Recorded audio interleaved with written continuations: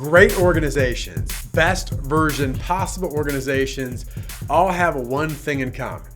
They have a clear culture of accountability. On today's Agent Leader Podcast episode, I'm going to unpack Good Results Trap number 5 in a series of 7. This is number 5. In today's episode, I'm not only going to talk about the key areas of a culture of accountability for your agency, but also what Dennis Rodman has to do. Yes, Dennis Rodman has to do with a culture of accountability. Enjoy the episode.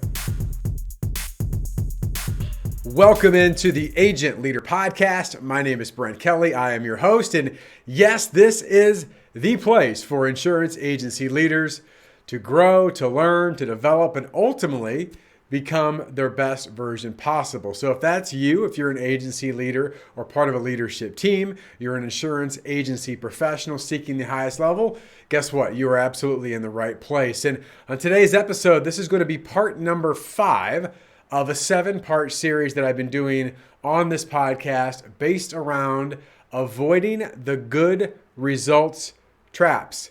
Yes, the good results traps. If you haven't taken a listen to the first 4 episodes in the series, they're all out there on the podcast platforms. Go take a listen.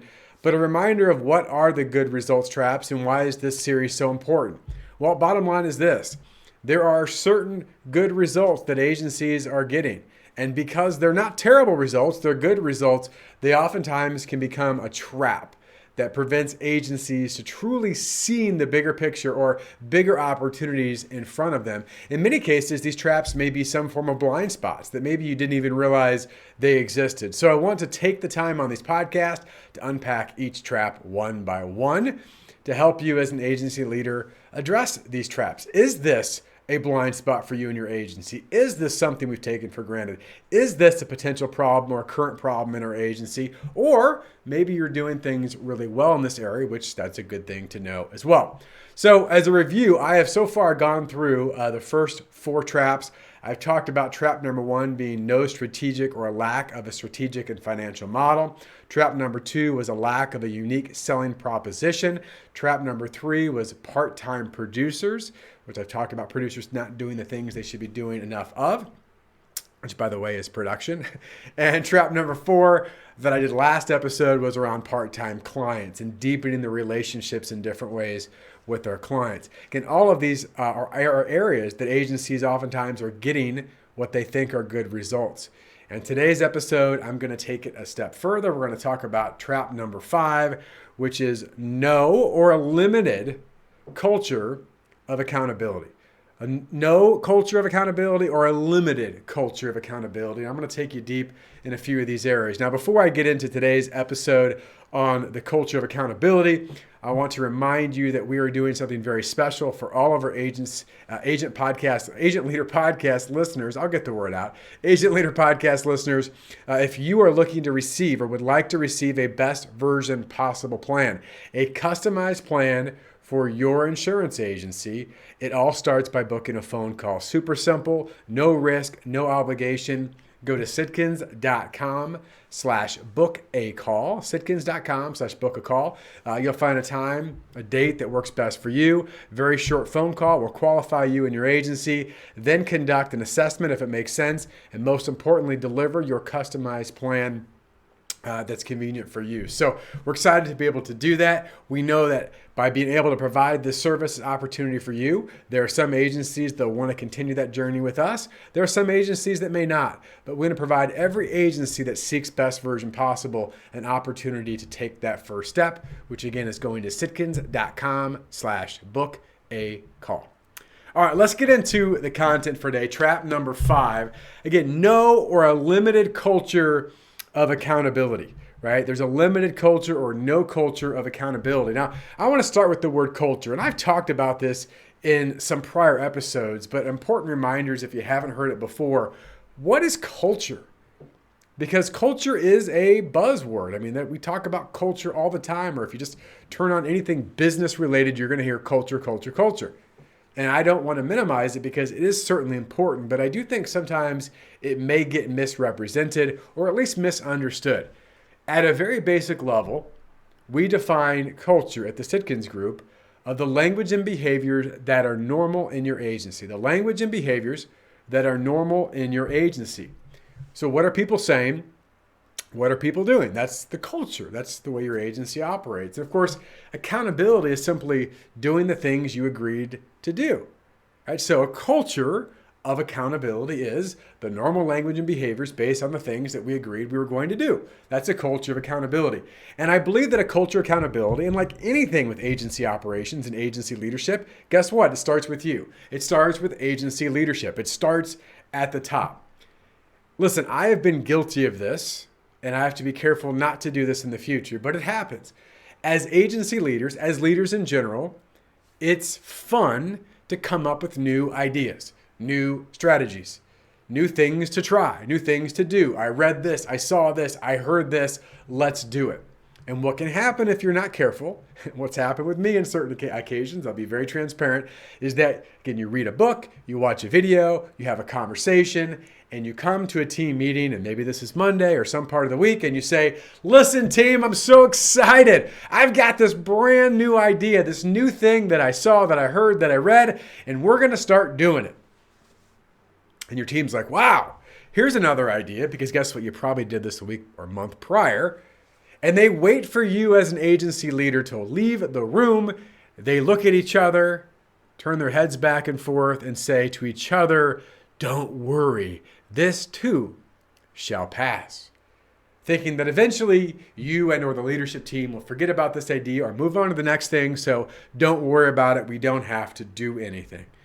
Right? This is the problem that happens from agency leadership at the top in terms of a culture of accountability. It's hard to build culture. And it's hard to be accountable to things that don't get executed. Right? Or if they get started, they don't get finished. Why worry about it? Why try it? Why do it? They're going to forget about it or move on to something else anyway. So here's a few things to think about as an agency leader.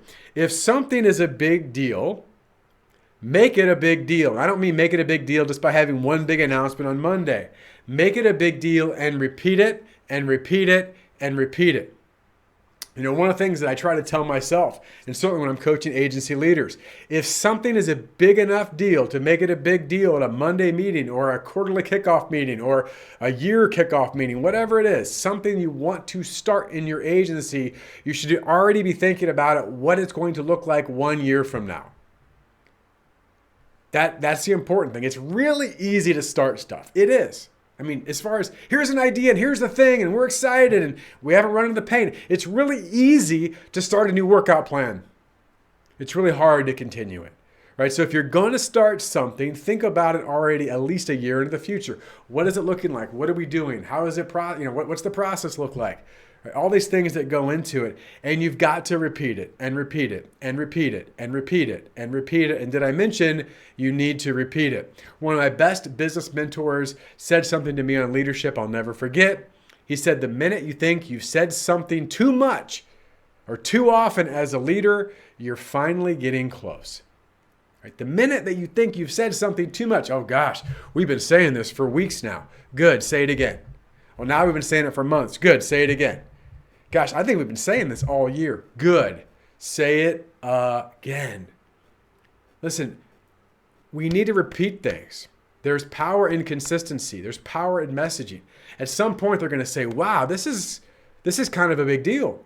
Not because they said it to kick off the meeting or the event, because they continue to say it week after week after week after week after week.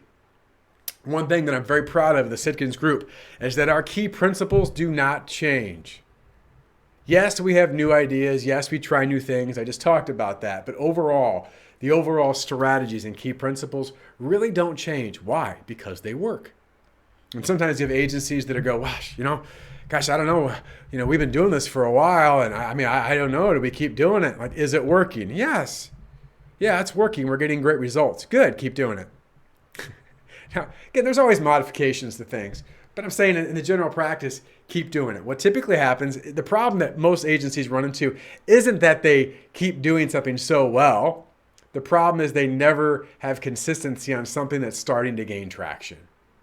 and maybe you've had that in your agency, is this potentially a good results trap? This aspect of accountability, a culture of accountability that from a leadership perspective, we never give it enough time to have a culture built around that with accountability, because we're on to the next thing.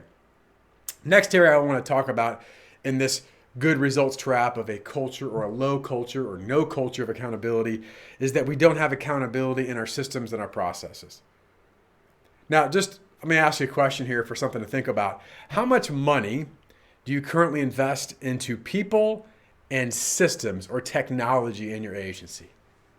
Now that you're laying on the floor, I'll pick you back up, right? We know we invest a lot of money in our people. And I'm guessing you invest a lot of money in technology and systems, right? You're investing in tools and resources and people. And think about this. Not only are you investing in those systems, but are you investing for the people and the systems to actually work? Well, that requires accountability. One of the things I know that agencies often get frustrated, for good reason, is the fact that they do invest a lot of money in systems and processes and technology, and to only realize that their people may or may not even use those systems or resources or technology. Yeah, I know we've just invested $100,000 into this thing, but I kind of like the way that I do it, so I'm just not going to do it. Now, there are much bigger questions and areas to discuss on something like that, but in general terms, just ask yourself the question: are the people that we have on our team utilizing the tools and resources and processes that we currently are investing in? And if not, why not? Should they be accountable to that? I know there are exceptions. I know there's some gray area, but bigger picture is, do we as an agency have non-optional behaviors and strategies based on key areas that we've installed or implemented in our agency? Do we have non-optional? Not, well, if you feel like it, do it. If you don't, don't. But this is part of our culture. This is what we do. This is how we do it. There's some great examples. I think some of the greatest examples of an agency, and in turns an organization, being very clear on who they are, what they represent, how they do things, what they stand for, and the accountability behind it is some professional organizations. I find it really interesting in the history of sports that there are some people who have been, let's just say, lone wolves out in the marketplace in sports. They did things their own way. They were a bit crazy, maybe to some degree, however you want to define them. I'll give you a couple examples. I'll go way back to the mid-1990s.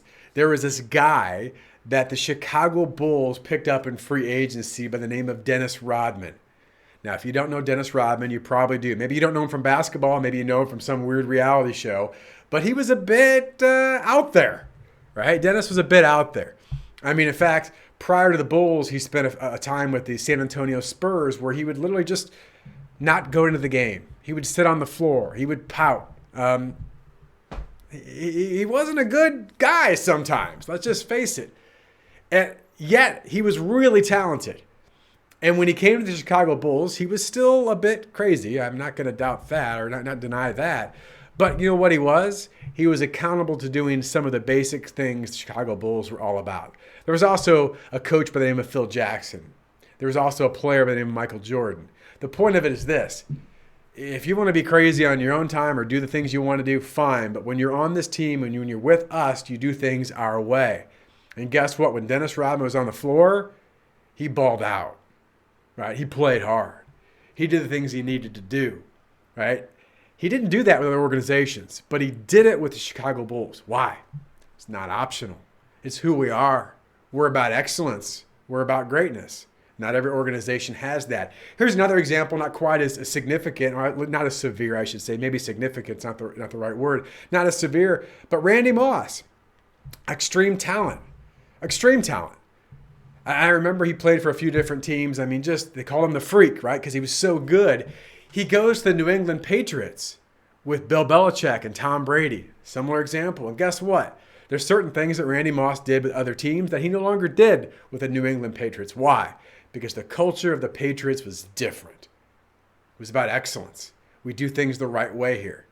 And if you're going to be part of an organization, as talented as you are, you've got to do things our way. And guess what? He was really good there. Right? He was really good there. Now, again, these guys were good in lots of places, but as far as the organization, the agency, in the agency world terms that I'm talking about is there's certain standards of how we do things. I say all that to say this. Does your agency have that type of standard of excellence? Are you willing to stand for something that other people must be accountable to? Because it's the way that we do things. And here's something to think about too. When you tolerate poor performance or poor behavior in your agency, and I know this is a challenge, but when you tolerate poor performance, poor behavior in your agency, what message does this send to your best performers? This happens all the time. I'll talk to agency leaders. Yeah, I don't really know what to do. I mean, this person really isn't doing the things they need to do. I don't really want to deal with it. It's been going on for a while. And I would just stop and say, listen, taking that person out of the equation for a second, what message does that send to your top performers and other teammates? See, I believe a culture of accountability not only, of course, helps performance and results, but it helps you attract and retain the best talent. All right? The best talent, guess what? They do want accountability. Now they may be, have their own, things that they do that might be a bit off or whatever. Maybe they don't. But people, the best performers desire accountability. They do. They may not want to be micromanaged. That's not what I'm talking about, accountability. I'm talking about they want to be held to a higher standard. They want to perform at their highest level. And also the people on your team want to be part of an organization that has this higher level of accountability. Guess what? Because they're probably going to achieve the results, but they expect that everyone else should too. Right? That's part of a culture, a dynamic culture in an organization. And by the way, the other thing I would say on this is that the best performers want to be developed. And the best way to develop, to grow, to become the best version possible we talk about is that we have accountability. Accountability is not a cuss word. It's not. It shouldn't be. If the word accountability causes you to kind of whiplash or take a step back or you kind of have a squeamish look on your face, then there's a problem. And this is why I talk about the good results trap so much, is because you could not have much accountability in place in your agency. You could say, well, you know what, we'll figure it out. They'll figure it out. It'll be okay. The problem will go away.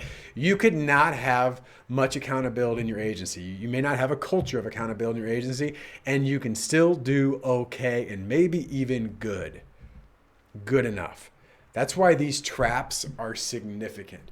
Because foundationally, we can address the fact that we will be a culture, our language and behaviors that are normal. There are certain standards that we have, and we will be accountable to these things. It doesn't mean we're accountable to every single little thing in the world, but they are core components that we will absolutely be accountable for. Guess what? We will move through and escape the good results trap, right? You will escape into the good results trap. Right? And this is about investing in talent. Bottom line is this, and I'll wrap this particular trap up into this. No system, no matter how good it is in your agency, no process, no matter how good in your agency, no strategy, no matter how good in your agency, will ever work efficiently and effectively and be a best version without accountability. It doesn't matter how good the other stuff is. That's why it's so foundational. I just had a conversation with one of our agency members, and I have these all the time. And it's reminders, the fact that we're trying to install this specific strategy, but we realize that as good as the strategy is, and when we do it, it works, we don't have accountability or agreements up front around this particular strategy. Again, this could be anything.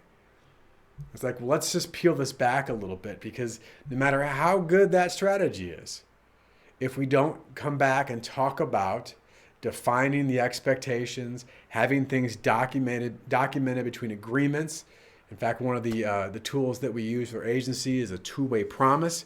There's certain things that we as leaders need to be accountable for, and there are certain things you as team members need to be accountable for. So let's agree on this two-way promise, because we're not perfect. We're human. We're going to fall short. We're going to make mistakes. So let's find ways that we can encourage and challenge each other and say, hey, I thought we agreed.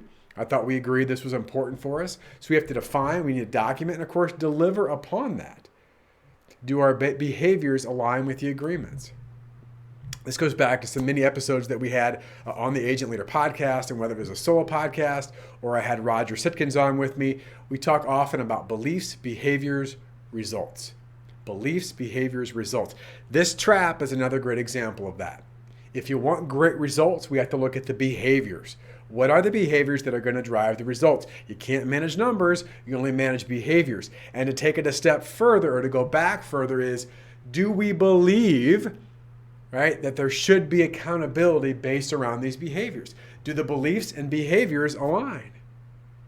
And if we say that we want to do different things or improve things or have improved behaviors, but we don't believe in accountability based around those behaviors, then what are we really talking about? Just a bunch of word salad. All right, so this is so critically important. Again, I want to remind you as a listener, if you would like to get a copy or receive your own customized best version possible plan. And we're going to go through all these traps with your agency. We're going to diagnose. We're going to provide some solutions. It all starts by booking a call. Super simple, super easy, no obligation. There's no reason why, if you're an agency that aspire to be the best version possible, that you shouldn't go ahead and do this. Just go to sitkins.com/book a call. You'll have a very short call with one of our members of our staff. Learn more about your agency, and then from there, if it makes sense, we'll do an assessment with your agency, a comprehensive assessment, so that we can deliver a best version possible plan to you and your agency. That's our mission. You as an agency leader, your role is not easy. You've got a lot of very difficult decisions to make. You have a lot of people to manage and lead. You've got systems and tools and carrier relationships and all the things that go on with agency leadership. We want to help you unpack and filter down to what's most important so that you can make the best decision for your agency moving forward. You can be one of the few agencies that hits levels that no one else is or willing to. Right, that's what Best Version Possible is all about. So again, go to sitkins.com/book a call. Well, that's the podcast episode for today. There's only 2 traps left. I know you are chomping at the bit. You're saying, what are the last 2 traps? Well, we're going to talk about that over the next few episodes. I appreciate you as always. And if this episode, other episode have provided value to you, whatever platform you're listening on, we certainly would appreciate a rating, a review. Share the episode. Tell other people about it. We want to help you get great results, not good results, best version possible type of results. We'll talk to you again soon. Thanks so much for listening. I wish you all the best in your success. Take care. The Agent Leader Podcast is brought to you by the fine folks of the Rough Notes Company. They are publishers of the insurance industry's leading magazine and technical insurance content. Rough Notes magazine profiles successful agencies plus keen insights from respected experts on a host of must-know topics. Rough Notes Advantage Plus provides the tools to help your agency grow, providing authoritative information on complex coverage issues. Visit them and learn more at roughnotes.com.